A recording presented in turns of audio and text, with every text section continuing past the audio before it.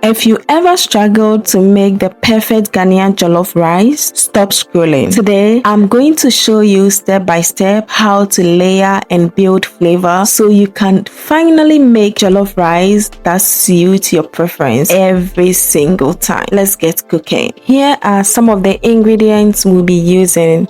And these ingredients has already been washed and also cut into these sizes. So we have right here some tomato, some red bell pepper, garlic. Also we have onions and some red pepper. They are very important. You do not want to miss the red bell peppers. Make sure you take the seeds and then you do it as you see. Transfer this onto a baking pan or any microwave safe or oven safe tray, and then you just sprinkle some oil on it. And what we are going to do is we'll transfer this into an oven or microwave and we are going to roast this. Make sure you drizzle enough oil and then you go ahead to put this in the oven. This step is very important because it's going to add a lot of flavor to your jollof base. Now let's start to make our marinade for the turkey. Here we have some onions, also some ginger, garlic and pepper. You want to cut these into your blender, add some water, and then we'll blend this until smooth. Yes, it's very important. We are building flavor, so we want to use fresh ingredients. Now here we have our turkey. You can use chicken if you prefer that. Just pour your blended onions, pepper, garlic and ginger over it, and then you add your chicken seasoning and some salt.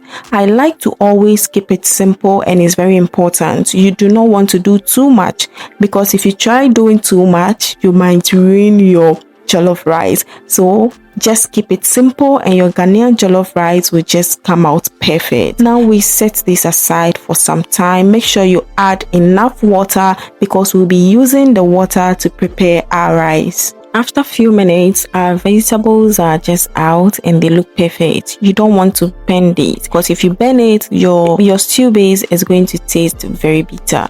So allow this to cool and blend it to a puree. Now into a pot, we want to start making our stew base for the jollof rice. Before that, we want to fry our turkey or chicken if you use chicken. And this was steamed off camera. I do not want to waste much of your time, so this was done off camera. And now we want to fry this until we achieve a golden brown color, just like this. If you want it soft, make sure you do not fry this to very dry. You take it off the fire when it's okay for you.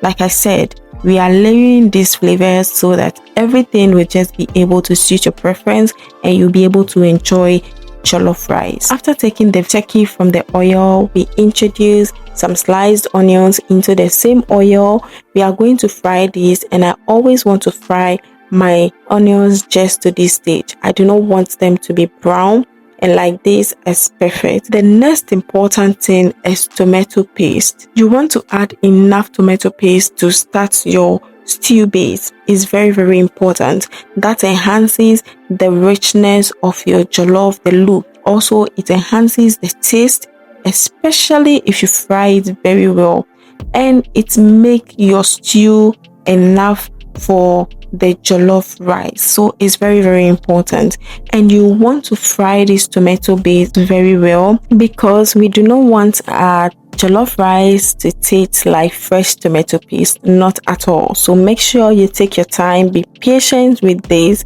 and fry it until you achieve something like this. Now we want to add our blended ingredients, the ingredients we roasted.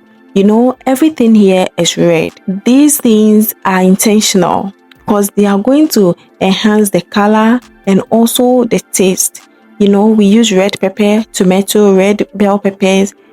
That is intentional. You want to do that so that the brightness of your stew base will increase. That way, everything will just come together. So this is another tip for you. Take note. Now we want to add Maggi and other seasonings and spices you prefer.